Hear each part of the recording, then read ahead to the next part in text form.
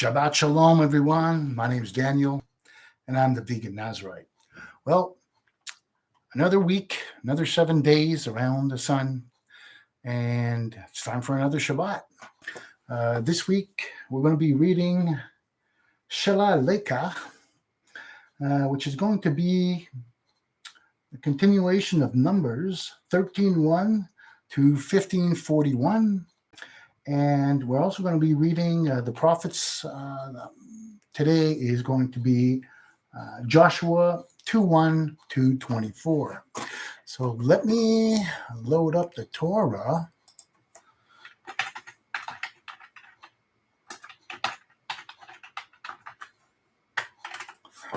And I'm going to try to keep a track on the chat today. So I'm trying to set up the windows on my PC to be able to see both the chat and the Torah, so I can take care of both of them at the same time. But I'm still getting used to this, even after 37 Torah readings, to concentrate on both at the same time. So there we go. Chat's open. Let me open up the Tanakh.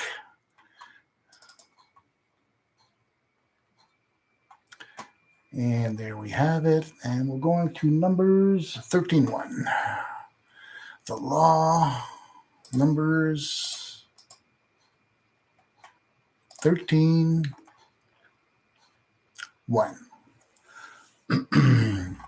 I could close this, and I could close this, and I can set up this window like this. And there we have it. I think I got the technology. Look at that. So I should be able to keep track of both the chat and be able to read. All right.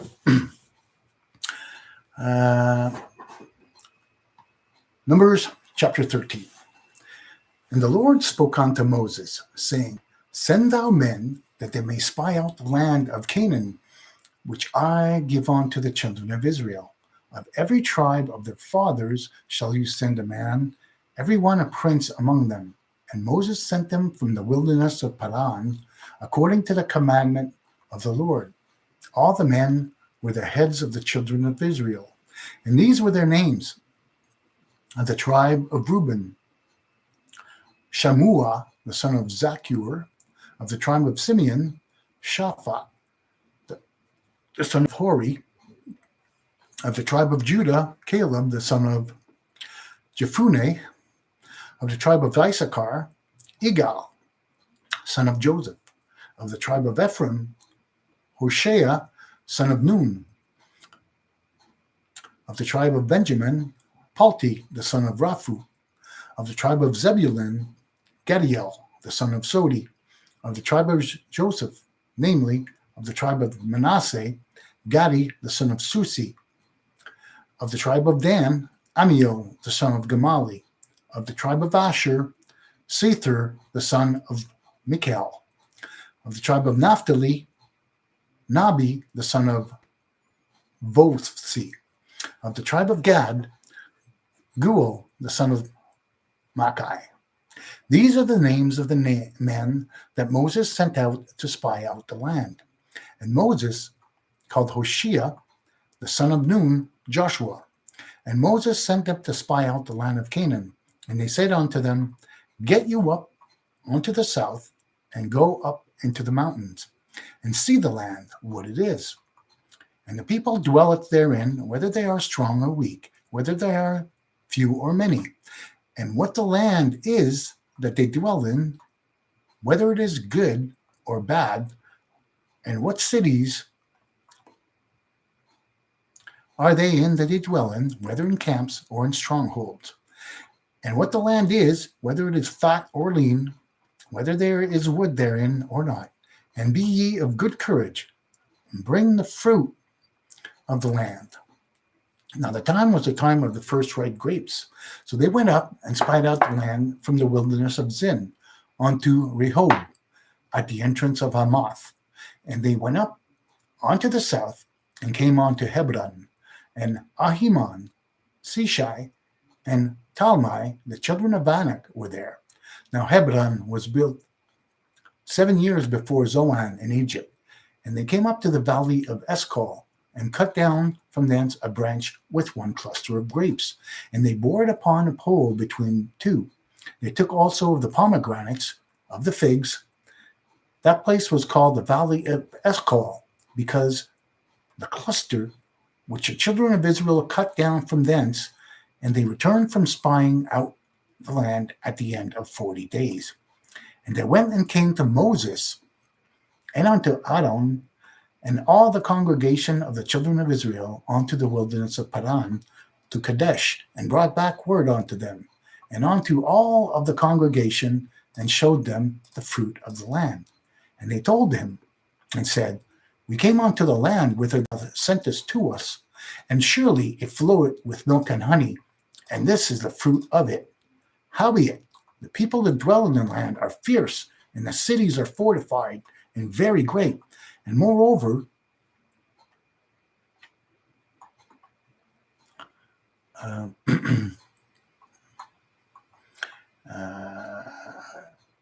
fierce, and moreover, we saw the children of Anak there. Amalek dwelleth in the land to the south, and the Hittite, and the Jebusite, and the Amorite dwell in the mountains. And the Canaanite dwelleth by the sea, and among the side of Jordan. And Caleb steeled the people towards Moses, and said, We should go up at once and possess it, for we are well able to overcome it. But the men that went up with him said, We are not able to go up against the people, for they are stronger than we. And they spread an evil report of the land which they had spied out unto the children of Israel, saying, The land, though which we have passed to spied out, is a land that eateth up the inhabitant thereof. And all the people saw that in it are men of great stature. And we saw the Nephilim, the sons of Anak, who come out of Nephilim, and we were in our own sight as grasshoppers, and so we were in their sight. Chapter 14.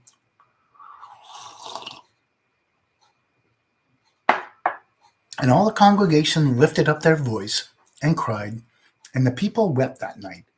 And all the children of Israel murmured against Moses and against Aaron, and the whole congregation said unto them, Would that we had died in the land of Egypt, or would we have died in the wilderness?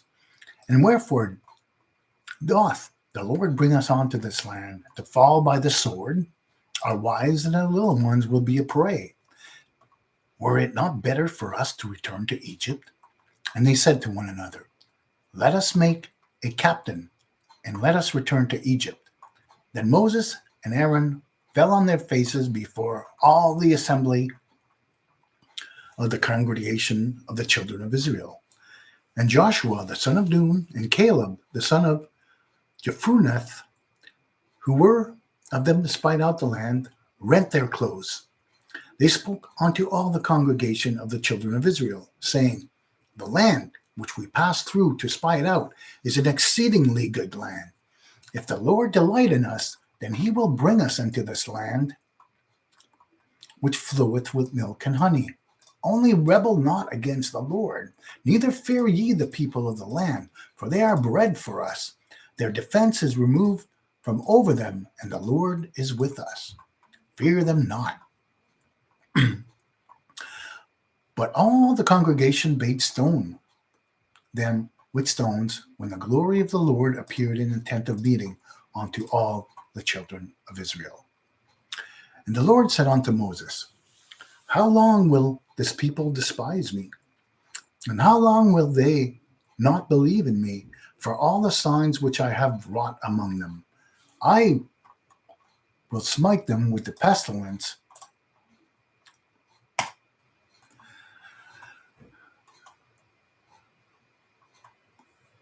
I will smite them with the pestilence and destroy them, and will make of thee a nation greater and mightier than they. And Moses said unto the Lord, When the Egyptians shall hear, for thou broughtest up the people in thy might from among them, they will say to the inhabitants of this land, who have heard that thou, Lord, art in the midst of this people, inasmuch as thou, Lord, art seen face to face, and thy cloud standeth over them, and thou goest before them in a pillar of cloud by day, and a pillar of fire by night. Now, if thou shalt kill this people as one man, then the nations which have heard the fame of thee will speak, saying, Because the Lord was not able to bring his people unto the land which he swore unto them, therefore he had slain them in the wilderness. And now, I pray thee, let the powers of the Lord be great, according as thou hast spoken, saying, The Lord is slow to anger, plenteous in loving kindness, forgiving iniquity and transgression, and that will by no means clear the guilty, visiting the iniquity of the fathers upon the children, upon the third and upon the fourth generation. Pardon, I pray thee, the iniquity of this people, according unto the greatness of thy loving kindness, and according to thou hast forgiven this people from Egypt, even until now. And the Lord said, I have pardoned according to thy word, but in very deed, as I live, and all the earth shall be filled with the glory of the Lord. Surely all those men that have seen my glory, my signs, which I brought in Egypt and in the wilderness, yet you have put me to prove these 10 times, and I have not hearkened to my voice. Surely they shall not see the land which I swore unto their fathers, neither shall any of them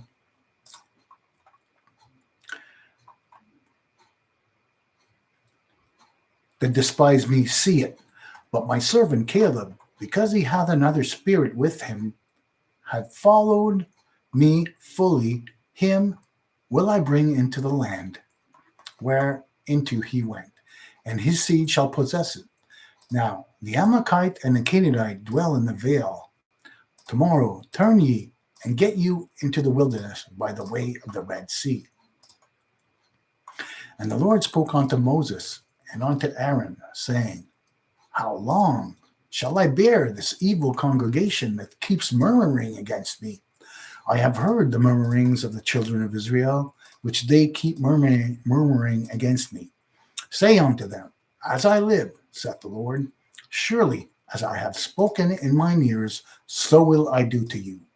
Your carcasses shall fall in this wilderness, and all that were numbered of you, according to your whole number, from 20 years old and upwards, ye that have murmured against me,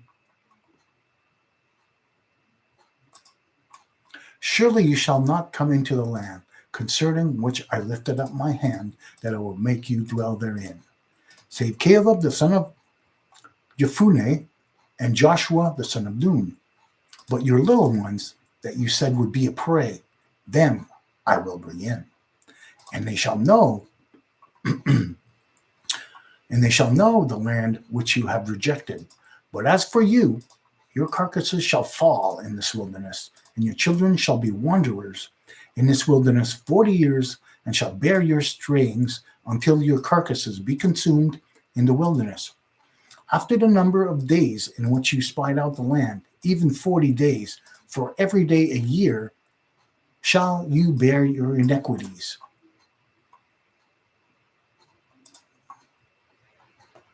Even 40 years, and you shall know my displeasure. I, the Lord, have spoken. Surely this will do unto all this evil congregation that are gathered together against me in this wilderness. They shall be consumed, and they shall die. And the men whom Moses sent out to spy out the land, and who, when they returned, made all the congregation to murmur against him by bringing up an evil report against the land. Even those men that did bring up an evil report of the land died by the plague before the Lord. But Joshua the son of Nun and Caleb the son of Jephunneh remained alive of those men that went out to spy out the land. And Moses told of these words unto all the children of Israel, and the people mourned greatly. And they rose up early in the morning and got them up to the top of the mountain, saying, Lo, we are here, and we will go up to the place which the Lord had promised, for we have sinned. And Moses said, Wherefore now do you transgress the commandment of the Lord, seeing it shall not prosper? Go not up, for the Lord is not among you, that you be not smitten down before your enemies. For there are the Amalekite and the Canaanite are before you, and you shall fall by the sword. For as much as you are turned back from following the Lord, and the Lord will not be with you.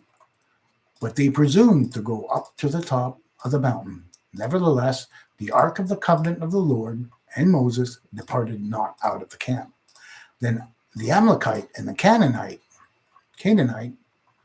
who dwelt in that hill country, came down and smote them and beat them down even unto Hormah. Chapter 15.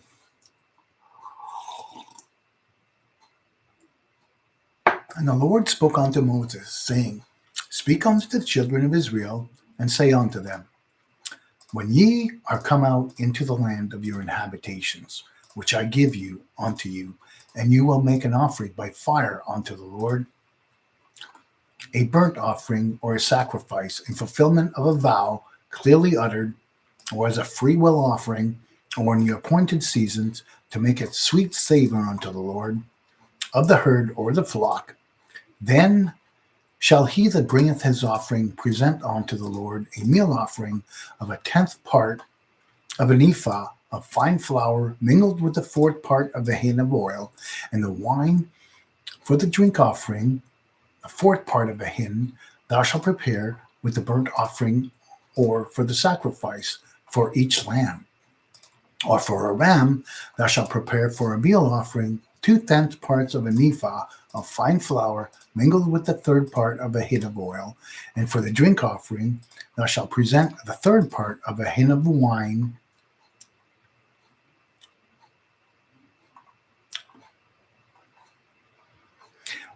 of a sweet savor unto the Lord. And when thou preparest a bullock for a burnt offering or for a sacrifice, in fulfillment of a vow clearly uttered, or for peace offerings unto the Lord, there shall be presented with the bullock a meal offering of 3/10 of a part of an ephah of fine flour mingled with half a hin of oil.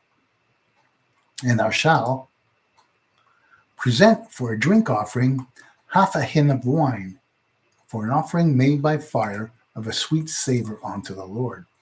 Thus shall it be done for each bullock, or for each ram, or for each of the he lambs, or for the kids, according to the number that you may prepare, so shall ye do every one according to their number. All that are homeborn shall do these things after the manner, and in presenting an offering made by fire of a sweet savor unto the Lord. And if a stranger sojourn with you, or whosoever may be among you, throughout your generations, and will offer an offering made by fire of a sweet savor unto the Lord, as ye do, so shall he do. As for the congregation, there shall be one statute, both for you and for the stranger that sojourneth among you. A statute forever throughout your generation. As you are, so shall the stranger be before the Lord. One law and one ordinance shall be both for you and for the stranger that sojourneth with you.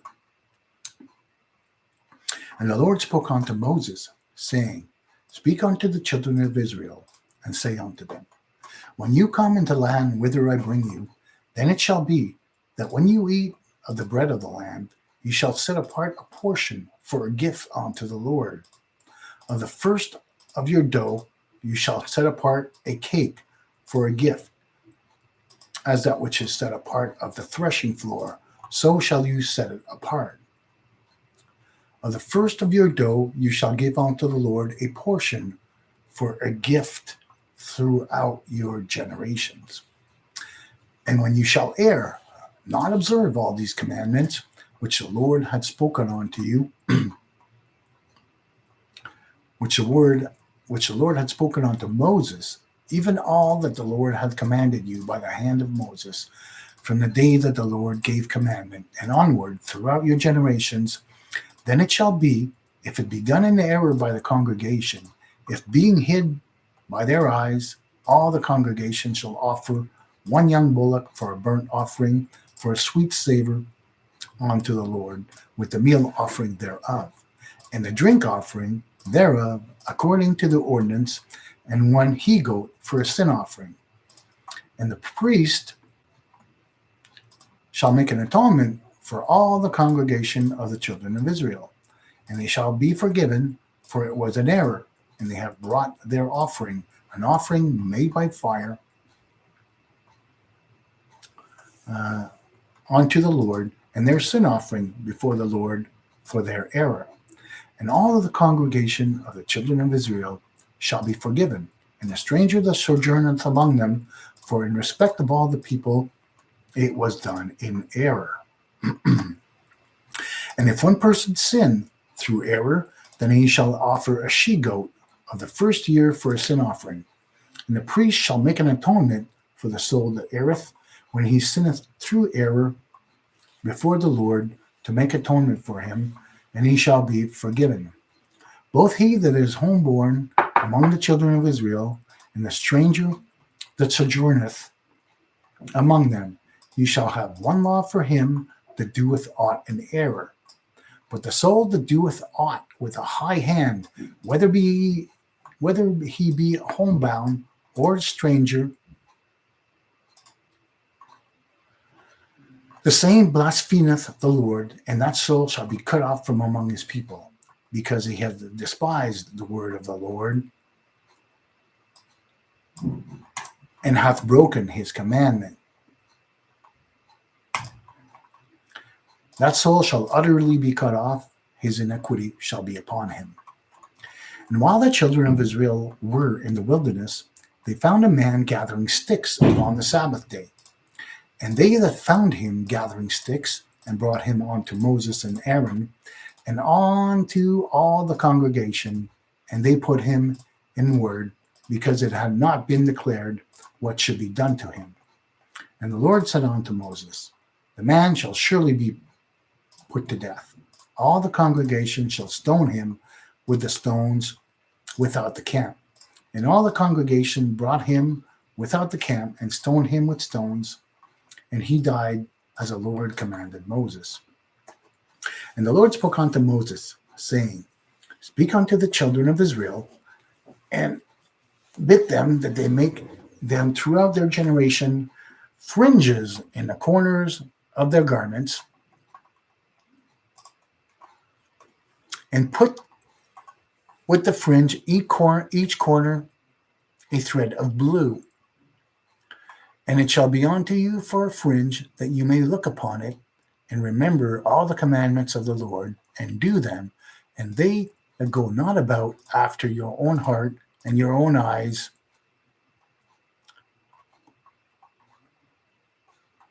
after which you used to go astray, that you may remember and do all my commandments,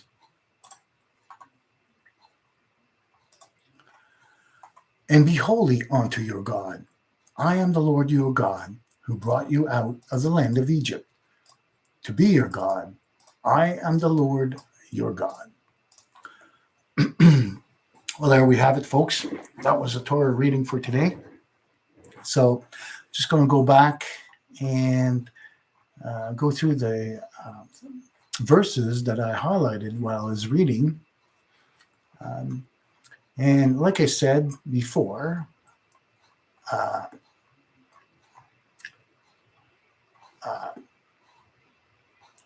I'm reading the Torah, but I'm actually fairly new I've only been studying the Torah for about 3, maybe 4 years now. And these are not really, I'm not trying to be a teacher, but these are the verses that to me are important in these Torah readings. Obviously, the whole Torah is important. God gives us the Torah. We hear in the New Testament that Paul says that the Torah came because of transgression. So I interpret Paul's words in saying that, well, now we know the law. The law came because people were sinning against the Lord, and they may or may not have known what was right or wrong. So Moses gives us the Torah so that we know what God considers good and what God considers evil. So the whole Torah is important, but I highlight these verses because not that they're more important than others, but just because they strike me as lessons or things of higher importance. So my first verse is in chapter 14 that I highlighted, which is 14:11. And the Lord said unto Moses, how long will this people despise me? And how long will they not believe in me for all the signs which I have wrought among them? Okay, so God gives us all these signs and wonders, whether it's the plagues of Egypt, whether it's any of the signs and wonders that we can read throughout. And even though God gives us these signs and wonders, some people just don't get it. And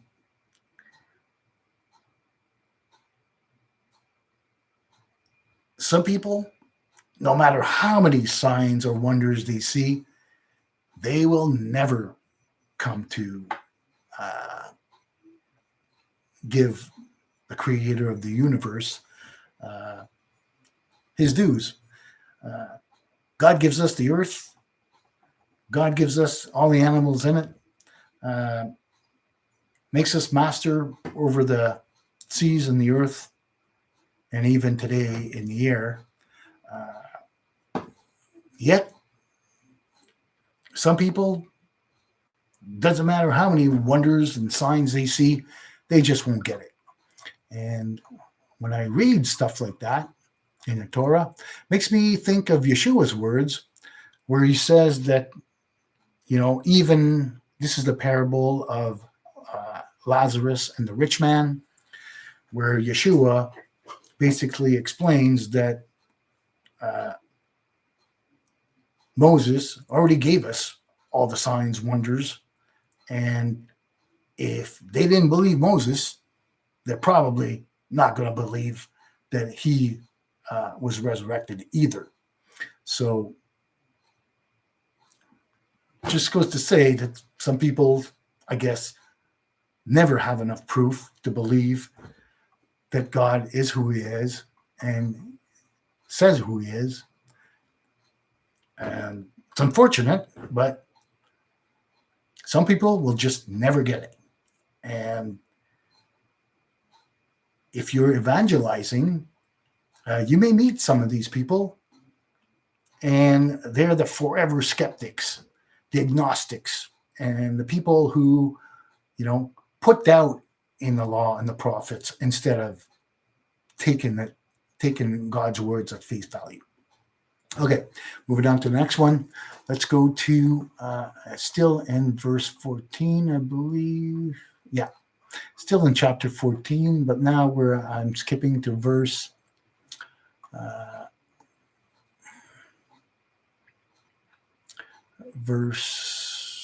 20. I'll start at 22. Surely all these men have seen my glory and my sign, which I wrought in Egypt and in the wilderness. Yet you have put me to prove these 10 times, and I have not hearkened unto my voice. Surely they shall not see the land which I swore unto their fathers, neither shall they that despise me see it. So in this verse, God's getting a little tired of the same old, same old. All the people that were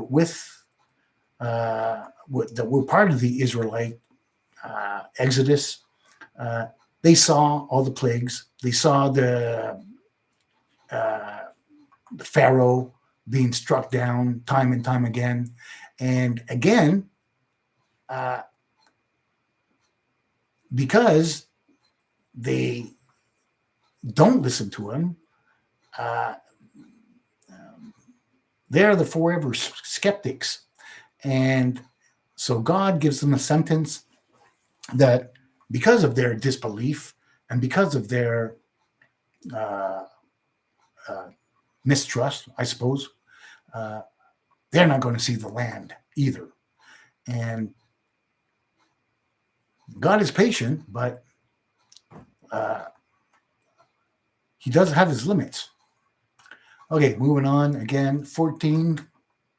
Now moving on to verse 29. Your carcasses shall fall in this wilderness, and all that were numbered of you, according to your whole number, from 20 years old and upwards, ye have that murmured against me. So here we read it's not everybody that's going to fall in those 40 years in the Exodus. It's the ones that murmur against God. So again, these are the forever skeptics.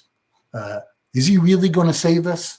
Is he really going to bring us to the promised land? Well, these are the doubters and the unbelievers.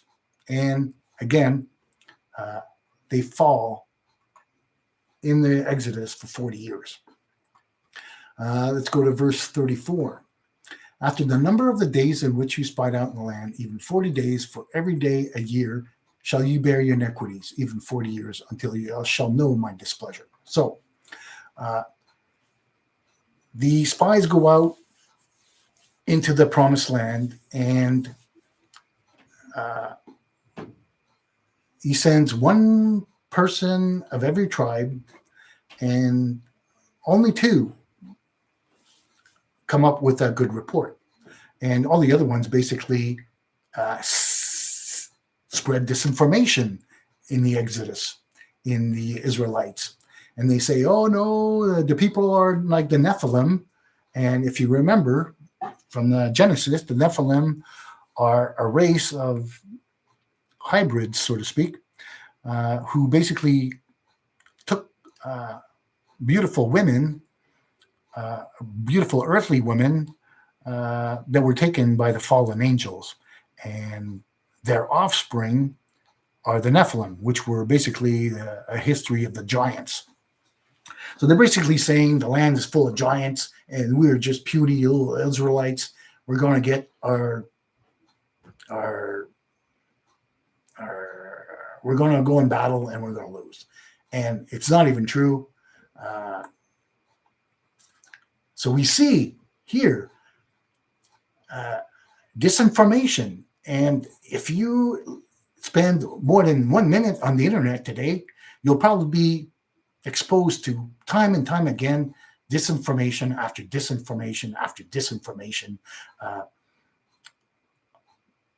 I try to stay away from the internet now because there's so much I'd say there's probably a lot more disinformation than real facts on the internet. You've got the conservatives who basically made it their mission to spread lies throughout the land. And I see this as a fulfillment of the spirit of lies that we read in Revelations. The three frog-like spirits that we read in the book of Revelations who basically go out and spread lies. Well, there we have it, folks. Disinformation is not new, and we read it directly in the land, in the Israelites, all the way back in the time of Moses. And again, those 10 other spies basically give a false report to go against the Lord, basically. We all know the commands of the Torah in Exodus chapter 20, thou shalt not make a false report. Well, for reasons that we don't see, that I'm not sure, these people decided, even though they knew that it was a land of milk and honey, and we read this from the harvest of the pomegranates and also of the grapes that they found in the land. So they knew it was a good land. They were just too scared to go out and battle. Actually, that's my take. I'm not 100% sure if that's a reason or not. But so they send the seeds of disinformation, and basically that's the reason why the Israelites were in the desert 40 years, because they were right at the gate at this point in time. And because of the false report of the 10 spies versus the two good spies, which are Joshua and I forget the second one, the two that survive. Let me see if I can find it.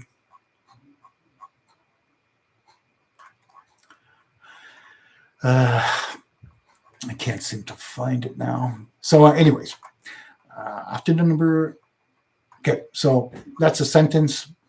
Because they were out 40 days, they ended up going in circles for 40 years because of the false report.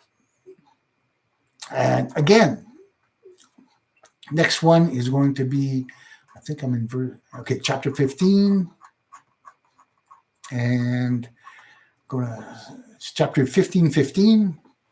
As for the congregation, there shall be one statute, both for you, for the stranger that sojourneth with you, a statute forever throughout your generation. As you are, so shall the stranger be before the Lord.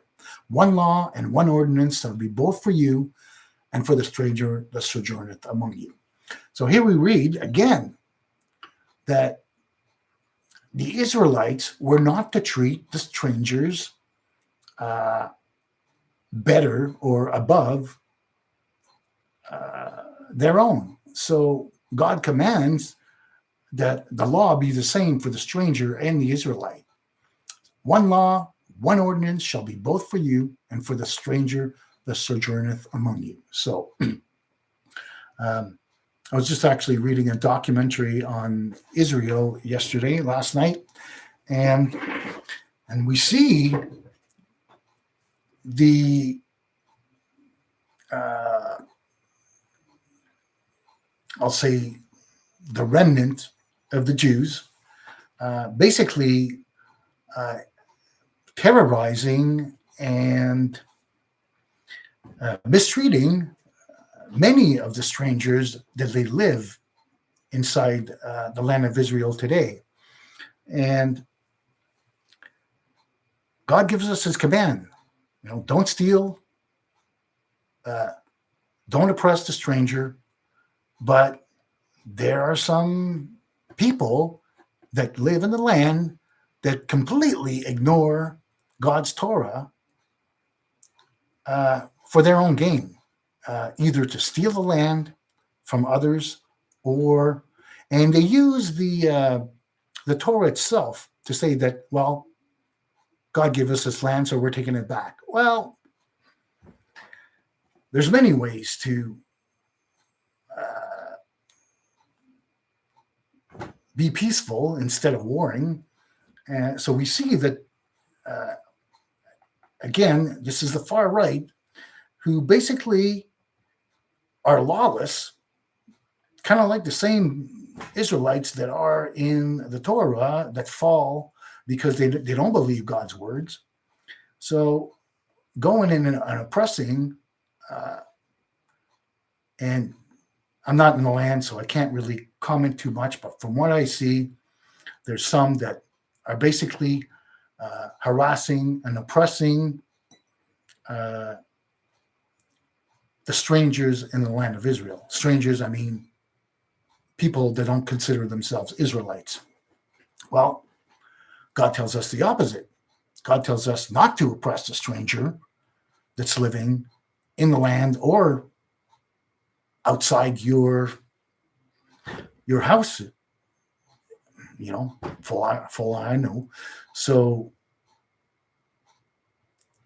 uh, I'm not going to go into details on who's right and who's wrong, but uh, again, God gives us his commands, and the Torah says that we shall live by them, those commands. Well, guess what? If you're not living by those commands, you're just like an Israelite who rejected the law and the prophets.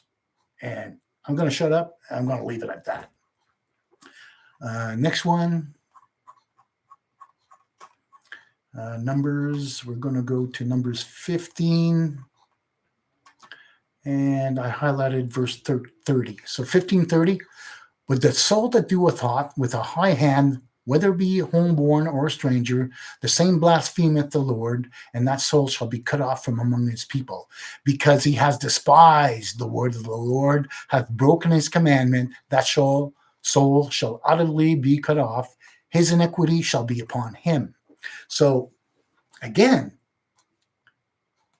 God gives us a Torah. So there's no excuse, because we should know. And if you read the Torah on a regular basis and you think that you're better than somebody else, well, the Torah here in Numbers 15:30 says that even if you're an Israelite, if you do with a high hand, so in other words, you think you're better than somebody else, you think you're entitled for something over somebody else. Well, the Torah says, whether it be homeborn or a stranger, the same blasphemeth the Lord. So if you're not doing the commands of the Lord, you are blaspheming him. That soul shall be cut off from among the people. There you go. If you blaspheme at the Lord, you're not going to make it. And God gives us this judgment. And the reason is in verse 31, because he has despised the word of the Lord and has broken his commandment, that soul shall utterly be cut off. His iniquity shall be upon himself. Again, a little bit in relation with the video that I watched yesterday. And the Lord spoke unto next one is going to be verse 37. And the Lord spoke unto Moses, saying, speak unto the children of Israel, and bid them that they make them throughout their generation fringes in the corners of their garments, and that they put with the fringe each corner of a thread of blue. Well, here we read the command of the tzidzi, and we do the tzidzi, and we put them on the four corners of our garments, and God gives us the reason. And it shall be unto you for a fringe, that you may look upon it and remember all the commandments of the Lord and do them. So the tzidzi are basically a reminder of all the commandments of the Lord to do them.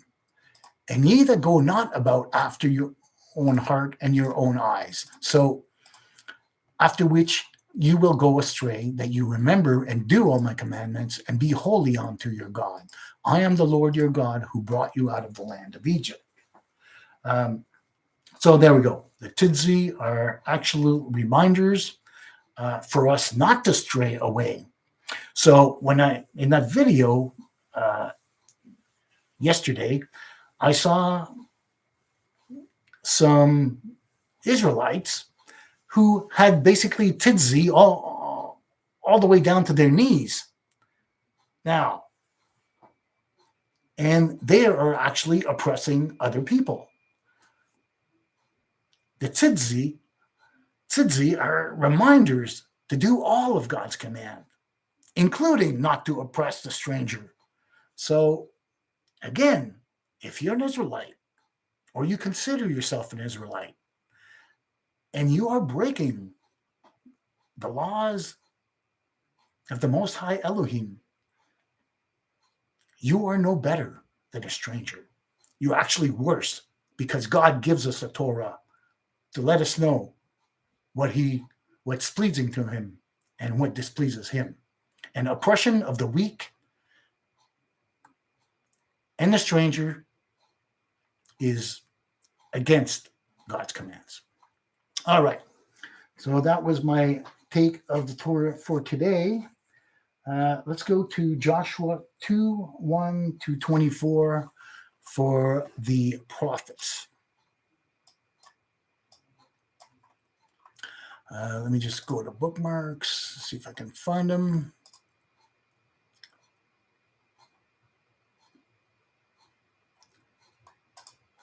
Bookmarks, Joshua.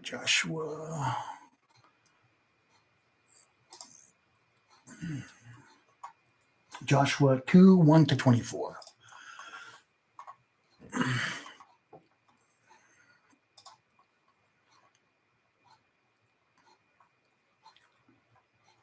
All right. Here we have it. Joshua chapter 2, verse 1. And Joshua, the son of Nun, sent out of Shittim 2 spies secretly, saying, go and view the land and Jericho. And they went into the house of a harlot whose name was Rahab, and lay there. And it was told the king of Jericho, saying, behold, there came men in hither tonight of the children of Israel to search out the land. And the king of Jericho sent unto Rahab, saying, bring forth the men that are come unto thee, that are entered in thy house, for they are come to search out all the land. And the woman took 2 men and hid them, and she said, the men came unto me, but I know not whence they were. And it came to pass about the time of the shutting of the gate, when it was dark, that the men went out. Whither the men went, I know not. Pursue after them quickly, for you shall overtake them. But she had brought them up on the roof and hid them with stalks of flax, which she had spread out upon the roof. And the men pursued after them the way onto the Jordan, onto the fords. And as soon as they that pursued after them were gone out, the gate was shut. And before they were laid down, she came up unto them upon the roof. And she said unto the man, I know that the Lord hath given you the land, and that your terror has fallen upon us, and that all the inhabitants of the land melt away before you.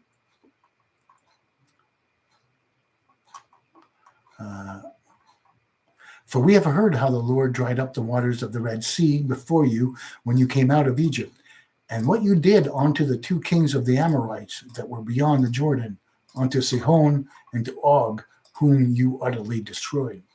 And as soon as we had heard it, our hearts did melt, neither did remain any more spirit in any man because of you, for the Lord is your God. He is God in heaven above and on heaven beneath. Now therefore I pray thee, I swear unto me by the Lord, since I have dealt kindly with you, that you will also deal kindly with my father's house, and give me a true token, and save alive my father and my mother and my brethren and my sisters, all that they have, and deliver our lives from death. And the men said unto her, our life for yours, if you tell not this our business. And it shall be, when the Lord giveth us the land, that we will deal kindly and truly with thee. Then she let them down by a cord through the window, for her house was upon the side of the wall, and she dwelt upon the wall. And she said unto them, get you to the mountains, lest the pursuers light upon you, and hide yourselves 3 days, until the pursuers returned, and afterwards may you go your way. And the men said unto her, we will be guiltless of this thine oath, which thou hast made us to swear. Behold, when we come into the land, thou shalt bind the line of scarlet thread in the window which thou didst let us down by, and thou shalt gather unto thee unto the house thy father, thy mother, thy brethren, and all thy father's household. And it shall be that whosoever shall go out of the doors of thy house onto the streets, his blood shall be upon his head, and we will be guiltless. And whosoever shall be with thee in the house, his blood shall be on our head. And if any hand be upon him, but if thou utter this our business, then we will be guiltless of thine oath, which thou hast made us to swear. And she said, Unto according to your words, so be it. And she sent them away, and they departed. And she bound the scarlet line in the window, and they went and came onto the mountain and abode there 3 days, until the pursuers were returned, and the pursuers sought them throughout all the way, but found them not. Then 2 men returned and descended from the mountain and passed over and came to Joshua, the son of Nun, and they told him all that had befallen them. And they said unto Joshua, Truly the Lord had delivered unto our hands all the land, and moreover the inhabitants of the land do melt away before us. Well, there we go. So now we see the truth. The 2 spies basically come back, and instead of doing a false report, like the first set of spies that were sent onto the land, these 2 spies come back and they testify a truthful report. And I'll read it again. Truly, the Lord hath delivered into our hands all the land, and moreover, all the inhabitants of the land do melt away before us. So finally, and total opposite of the 10 spies that Moses sent, these spies come back and basically testify that the Lord did exactly what he said he was going to do, which was deliver the land and the people into the hands of the Israelites. Now, I just want to add another comment here. So, Yeshua says something to the Levite priests in one of the Gospels. I forget where, but he basically tells them that the harlots will go before them, which is kind of a strange thing to say. But so one of the things that makes me think Yeshua probably referred to this actual passage in the prophets, because we hear that Rahab, because of helping the Israelites and telling them the truth to the Israelite spies, she basically tells them, look, as soon as you guys crossed over and you beat the Amorite kings, every spirit left the men of Jericho. So she basically says that, if you guys come, you guys are surely going to win, because there's nothing left. There's no hope left in the hearts of the men in Jericho. So when Yeshua says that tax collectors and the harlots go before them, I wouldn't be surprised if this is exactly the harlot that he's speaking about, because Rahab, in her own way, takes a righteous decision by helping the Israelites and hiding them and letting them escape, so that they can return to their to Joshua. So there we have it, folks. Another Torah reading, and God willing, come back next week, and I will be able to read the Torah again for you. Next week, we're going to be reading Korath, which is going to be 16:1 to 18:32 in Numbers, and the prophet is going to be 1 Samuel 11:14 to 12:22. So I want to wish you a good Shabbat Shalom. May you have a good and blessed week, And may the Lord and his mighty right hand be by your side. And don't be like the doubtful Israelites. When God gives you a sign or a wonder, take it for what it is. God is still doing miracles. God is just as powerful today as he was in the days of the Israelites. The miracles may not be as big as raising the dead, but they certainly happen every day. Great is thy kingdom, Father. Truly, you are the Father of lights.